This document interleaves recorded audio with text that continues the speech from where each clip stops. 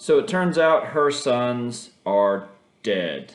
The end of chapter 19, and today we're going to talk about chapter 20. I'm Coach Hall, your Honors World Literature teacher, and if you notice, you probably haven't because you probably just clicked on the link, but if you look at the thumbnail for today's video, it's me, as it always is, but this time it's at Sprayberry. That's right. I went to Sprayberry High School today. They let us go in for 30 minutes. I saw literally no one, because they got us all divided up into different times. So there's just a little bit there. I think I was legally the principal.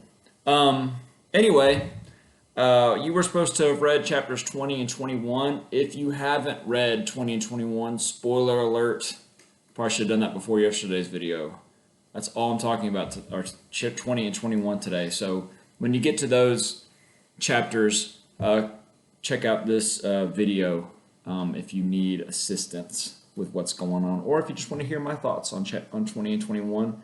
Interesting chapters that are very necessary to lay foundation between bigger moments. Yesterday we had a big moment with Lila's brothers both having been killed in the Civil War by the Soviets.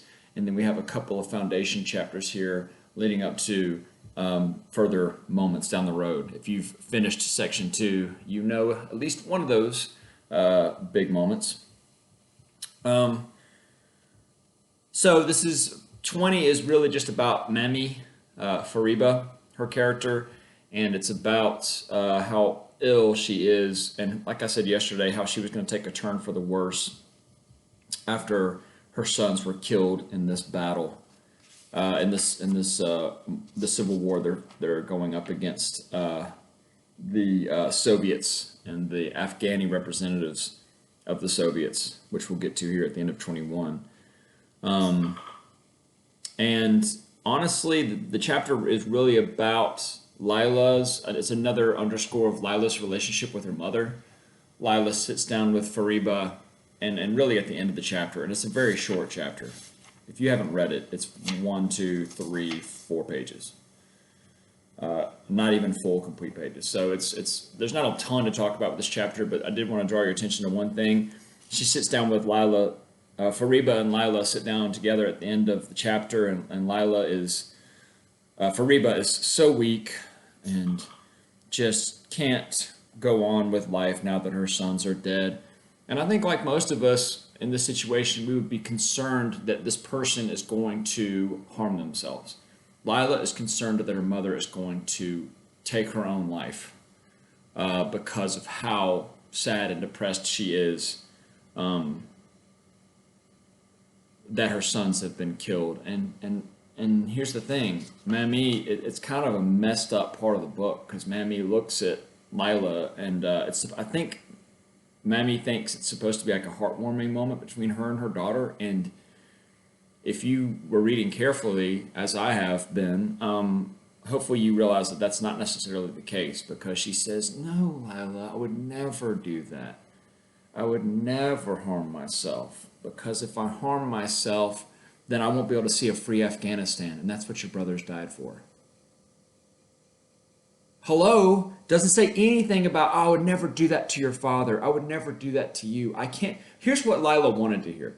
Lila wanted to hear, I have my child. I do have one child left here, and that is my daughter, and I can't kill myself. I would never do that to my daughter who is still here. No, but she doesn't say that. She goes, "Oh, well, that would be terrible, because I would never get to see the Afghanistan that my sons fought for." So again, referencing her two sons, and really kind of Lila is third rate, basically, here. And if anything, that only made Lila sadder. 21 is an awesome chapter because there's this beautiful, and you can look up pictures of this online, there's this beautiful ancient, gosh, I don't even want to tell you how old it is because I would probably be wrong, but there's this beautiful, or there was this beautiful Buddhist monument out in Afghanistan, out on the hills, of Afghanistan, and they go on a little field trip. Lila, her boyfriend Tariq, and Bobby, and they go on a little drive, and Bobby does a really good job of kind of talking about the old Afghanistan. This is an Afghanistan that it wasn't even necessarily all Buddhist or all Muslim, but it was a place where you could be free to practice whatever religion you wished. And that Afghanistan is gone. And, I hate to say it, if you look into it at all, and I suggest you do, maybe on Friday I could post some links for you, but even the Taliban, after all of this, in this chapter, the Taliban in the late 90s, early 2000s, did their best to destroy them. So they're not even close to being preserved as they used to be, the two Buddhas that they have out there on their long drive. And anyway, Bobby explains the history of the country and kind of he kind of flexes his teaching muscles here because, he's not able to do that anymore. He talks to his daughter Lila and talks to Tariq about the history of Afghanistan and why they should appreciate their country. And then an interesting turn of conversation is, well, would we ever leave Afghanistan? And honestly, if it were up to Bobby, Hakeem, the father here, if it were up to Bobby and Lila, okay, and any of us, I think now is absolutely the time to get out of Afghanistan. Okay, it's a war-torn country and it's not getting any better. And now is the time to go. And Bobby even references we could go to California, we'd go to Pakistan, and then we would go to California. It's a big world, he tells his daughter here. And two things here. First of all, Lila secretly doesn't want to tell him, oh, well, we can't leave the country, Dad, because I would have to leave Tariq if we did that. Her little boyfriend, she wouldn't be able to, she just couldn't bear to be without him, I guess. God forbid you do something with your mother and father, but whatever. But also, here's the truth. They're not going anywhere. Not as long as this war is still going on. Because, why? That's right. Fariba, the I will never kill myself because of my son's mother of Lila. They're never going to get her to leave. And Hakeem, the father, he's not going to leave his wife here. He can't leave his wife here, and he's not going to. And so all of this moving for now is at least a pipe dream. And interesting part of the chapter is late.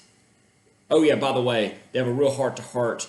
And Lila, we love Hakeem here even more because Lila gets to hear from her father how much he loves her and how much he appreciates her and how much their relationship means to him. And Lila really needed to hear that, and I liked that part. 6 months later, April 1988, the Soviets are leaving. The Soviet Union is on the ropes here in 1988. Again, fall of Soviet Union, late 1989. So it's about a year away from the Soviet Union collapsing anyway. And hey, we can leave now. We can leave now because the Soviets are going to leave. Not as long as Najibullah is the puppet president here of the Soviets. And so she just goes right back to bed. The only way she would be interested in leaving Afghanistan and celebrating a free Afghanistan is if the Mujahideen hold a victory parade right here in Kabul. That's what she says, which at this point still seems very far-fetched. And she lays back down at the end of that chapter. So that's 20 and 21. We'll talk more about 22 and 23. Look for 24, 25, 26. Those questions to be posted on the blog tomorrow. Let me know what you need. Let me know your thoughts. You guys have been quiet this week so far. So if you have any takes here on what we have and where this is going, I'd be interested in hearing it. Bianca, I know, has finished the book. I think it was Nina that finished the book as well. Some of you guys, or at least finished part 2. So some of you guys are just plowing right through this, and that makes me happy because that means you guys are really enjoying it. So I hope you guys have been liking it so far. So anyway, 9:33 at this point. I gotta go. I'm not going over 10 minutes. You guys know that. Let me know what you need. Bye.